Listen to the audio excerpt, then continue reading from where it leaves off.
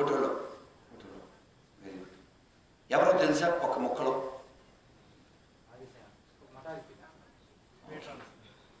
ఇంకెవరైనా కుర్రోళ్ళు చెప్పండి. ఆశంగా ఆయన అన్నీ చెప్పేశాను. ఇంకెవరైనా చెప్పండి. Who is Adi Shankara? ఎవరైనా చెప్పండి. జగద్గురు, నో డౌట్. పోనీ ఎవరైనా చెప్పండి, కుర్రోళ్ళు ఎవరైనా. Who is Adi Shankara? ఆదిశంకర ఎవరు? అద్వైత సిద్ధాంతాన్ని బాగా ప్రతిపాదించి వ్యాఖ్య చేసిన ఆయన. Very good. ఇంకా చెప్పనా? షణ్మతా స్థాపనాచార్య జగద్గురు శ్రీ శంకరాచార్య ఆదిశంకర. ఆయన ఏమంటారంటే శంకరం లోకశంకరం అంటారు. 100 అడుగుల 108 అడుగుల విగ్రహం మధ్యప్రదేశ్లో ఉజ్జయిని దగ్గర పెట్టారు. ఎవరైతే దాని స్థపత ఉన్నారో ఆ స్థపతే మన హైదరాబాద్ శంషాబాద్లో రామానుజుల వారిని డిజైన్ చేశారు. ఆయన పేరు ప్రసాద్ గారు. ఆయన, నేను, ఇంకొందరు భక్తులు తిరుపతిలో ఇస్కాన్లో కలిసి ఉండేవాళ్ళు.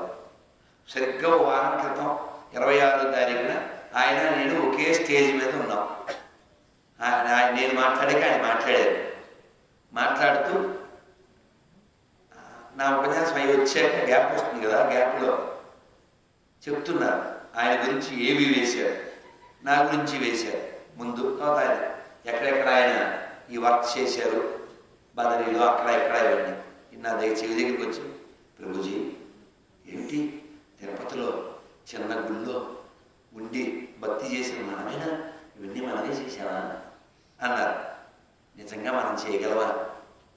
భగవంతుడి యొక్క అనుగ్రహం, ఆచార్యుల యొక్క అనుగ్రహం. ఆ అనుగ్రహం అకారణం, కారణం ఉండదు మన మీద కరుణ చూపించడానికి. కాబట్టి అటువంటి జగద్గురువులు శంకరులు, భగవద్ రామానుజులు, మధ్వాచార్యులు వారు, అన్నమాచార్యులు వారు, భగవద్ రామానుజాచార్యులు, శిల ప్రభుపాద వారు, ఇలా ఎందరో ఆచార్యులు మనం ఉద్ధరించడానికి ఈ భూమి మీద అవతరించారు. మనం 10 సినిమా పేరు చెప్పగలం కానీ 10 మంది గొప్ప వాళ్ళ పేరు చెప్పడానికి ఇబ్బంది పడతాం. పోనీ కుర్రోళ్ళు కదా, ఓ కుర్రోళ్ళే చెప్పండి, అందరూ కలిసైనా పడదు. ఓ 10 మంది దేశభక్తుల పేరు చెప్పండి, టాప్ చెప్పండి. చెప్పు ఇంకా చెప్పండి, అందరూ చెప్పండి. హోల్సేల్ భగత్ సింగ్, నువ్వు మగాడే. సుభాష్, నువ్వు శభాష్. అల్లూరి కేక, ఛత్రపతి శివాజీ, భగత్ సింగ్ కేక. ఇంకా బిర్సా ముండా, శంభాజీ. ఆ ఫోన్ ఆపండి, దిగ్మాల్ phone. Next Azad Chandrashekhar, very good. ఇంకా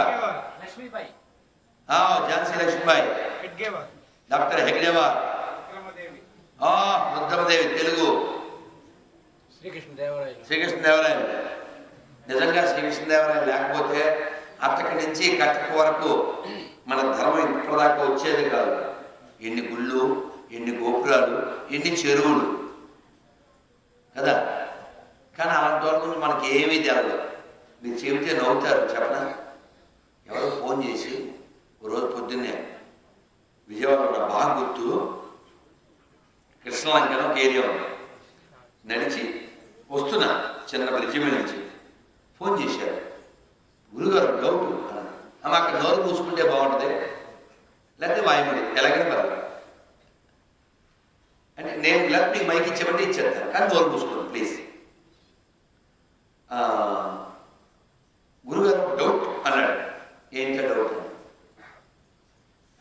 శ్రీకృష్ణ కాపులే కదా అన్నాడు.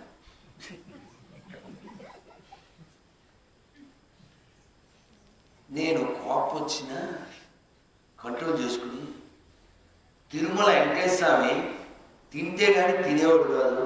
స్వామివారికి బోళ్ళని మాన్యాలు, బంగారాలు, కిరీటాలు చేయించి బోళ్ళని సేవ చేసి ఎప్పుడెప్పుడు విజయం వచ్చినా మెట్లెక్కి కొండకెక్కి స్వామిని మొక్కినవాడు. అంత గొప్ప వైష్ణవ భక్తుడు, భక్తాగ్రేసరుడు. స్వామివారు తింటేనే ఈయన తినేవాడు. కొండ మీద నైవేద్యం గంట అయ్యాక ఆ గంట శబ్దం కింద ఈయన చంద్రగిరిలో వినపడాలని చెప్పి పైనుంచి కింద దాకా గంట మండపాలు కట్టుకుని ఆ గంట శబ్దం విన్నాకనే తినేవాడు. ఇంత భక్తుని పట్టుకుని గురువుగారు శ్రీకృష్ణనారాయణ కాపులేనా అంటే నేను చెప్పా, ఆయన కాపు కాదు, తోపు కదా.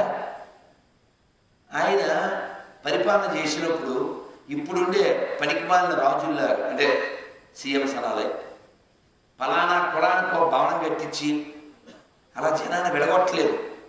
సమాజం అంతా కలిసి చూసేది. గుడి కులానికి సంబంధించిందా, అందరికి సంబంధించిందా? అందరికి సంబంధించింది.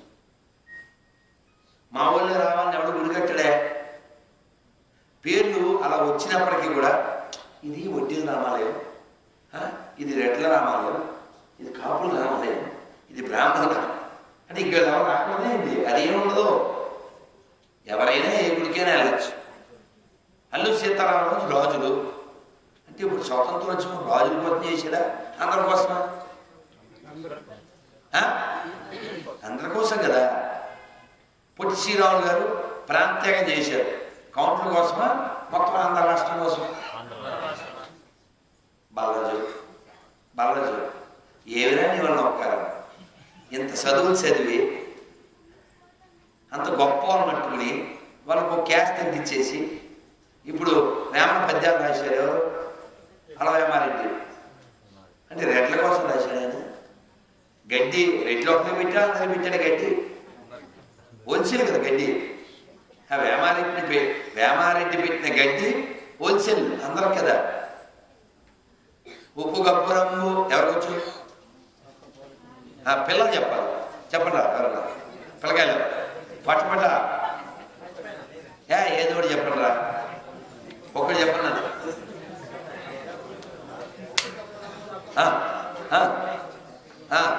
తర్వాత పురుష్ అనాలి. రే తర్వాత పురుష్ అని అయిపోయారు. చిన్నప్పుడు మేము అందరూ అట్లే చేసేది స్కూల్లో.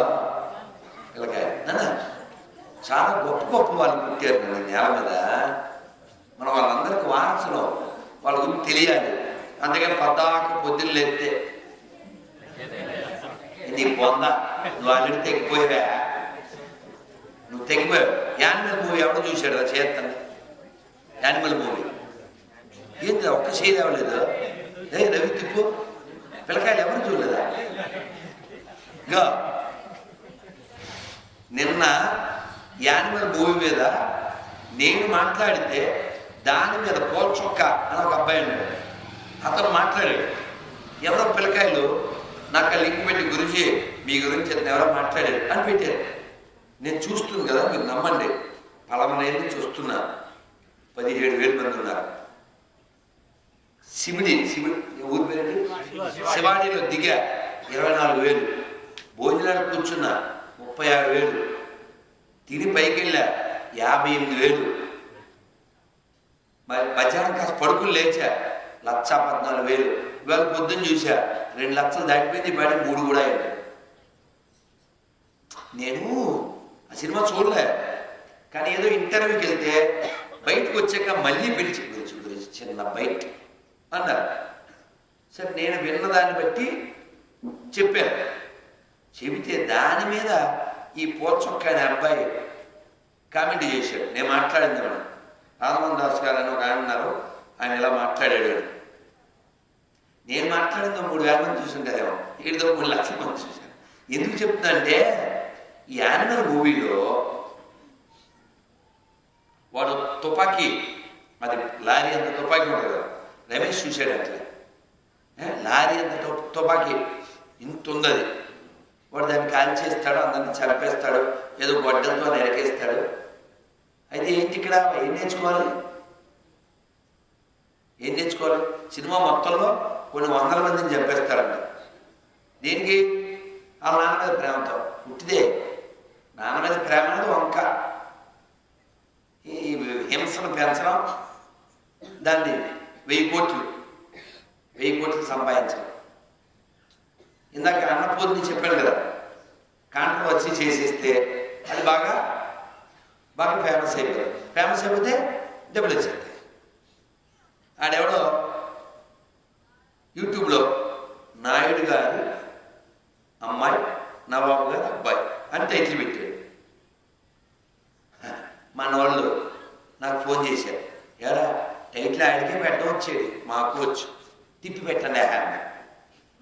అర్థం కదా, నవాబు గారు అమ్మాయి, నాయుడు గారు అబ్బాయి.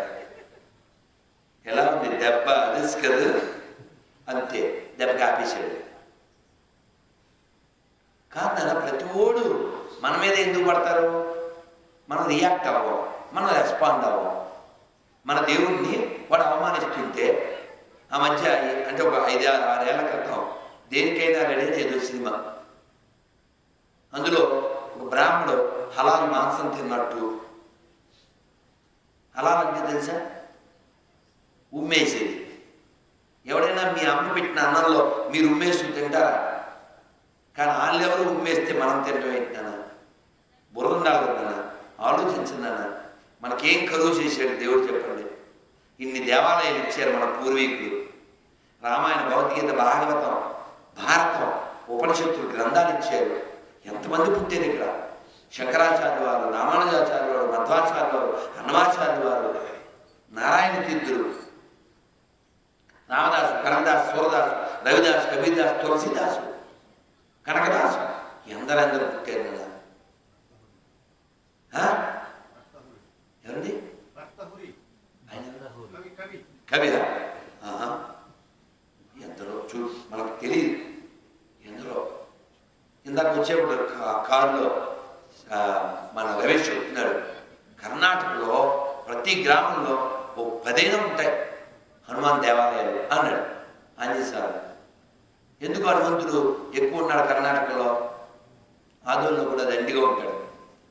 ఎందుకు తెలుసా? వ్యాసతీర్థులు వారు పుణ్యవతి. వ్యాసతీర్థులు వారు ఎవరు తెలుసా? తెలియదు. ఆయన శ్రీకృష్ణదేవరాయల వారి గురువు గారు. నేను ఒక్క కథ చెప్పి ముగిస్తాను. అందరూ ఒకసారి మంత్రం చెప్పండి, చేతులెత్తండి. హరే కృష్ణ హరే కృష్ణ హరే కృష్ణ హరే కృష్ణ కృష్ణ కృష్ణ కృష్ణ కృష్ణ హరే హరే హరే హరే హరే రామ హరే రామ హరే రామ హరే రామ రామ రామ రామ రామ హరే హరే హరే హరే గోవిందా. అందరూ ఒకసారి ఈ కీర్తన పాడేసాక ఈ కథ చెప్తాను. తర్వాత ఎవదారి వాళ్ళు వెళ్దాం. రేపు పొంగనూరు వెళ్ళేది ఉంది, తిరుపతి వెళ్ళేది ఉంది, హైదరాబాద్ వెళ్ళేది ఉంది. ఈ కీర్తన ఒకటి మనం పాడదాం చక్కగా. పలకండి పలకండి రామనామము, పలకండి పలకండి రామనామము, పలకండి పలకండి రామనామము, పలకండి పలకండి రామనామము. మీరు పలకమంటే పలకరే రామనామము, మీరు పలకమంటే పలకరే రామనామము.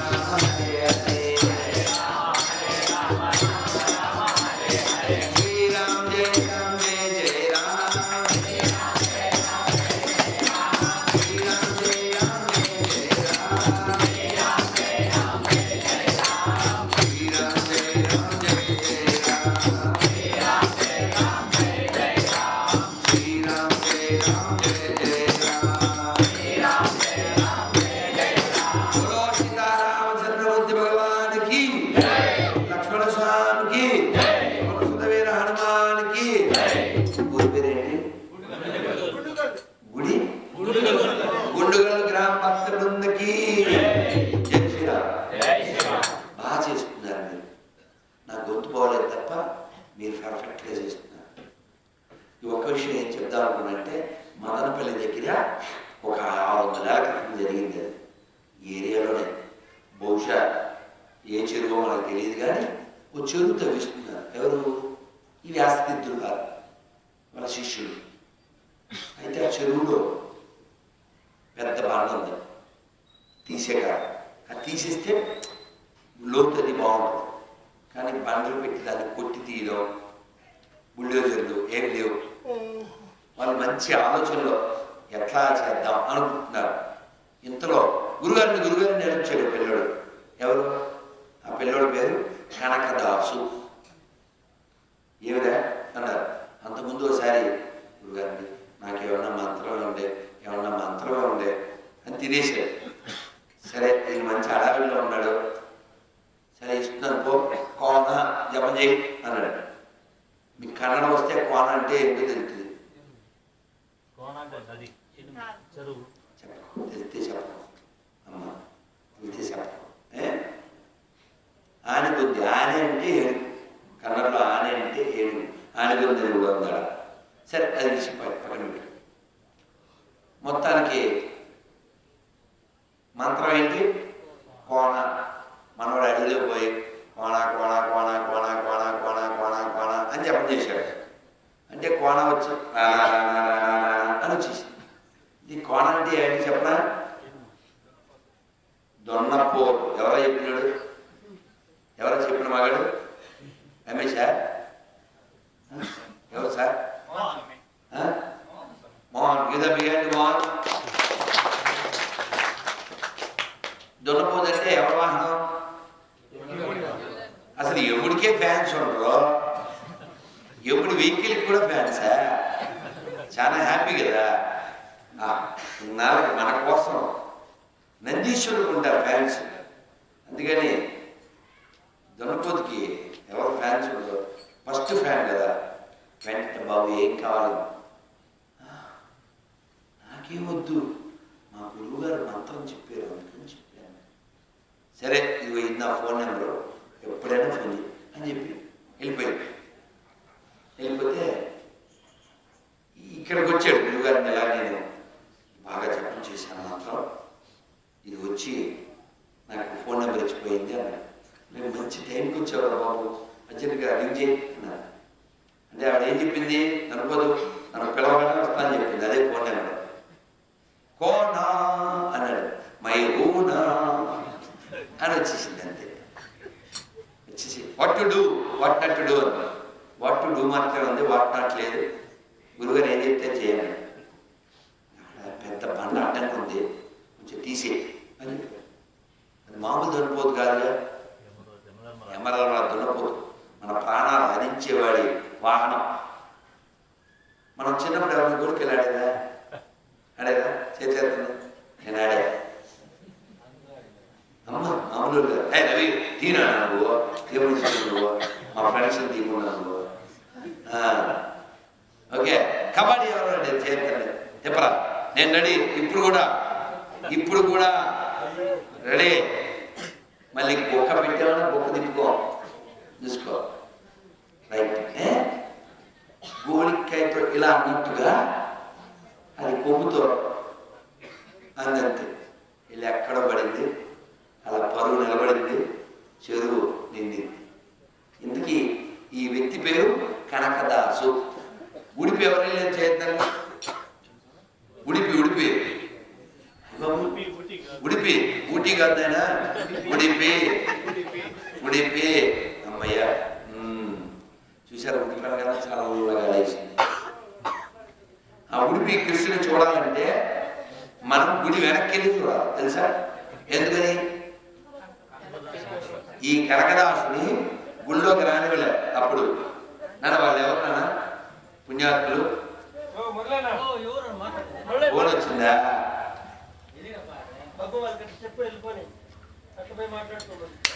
నాయన ప్లీజ్,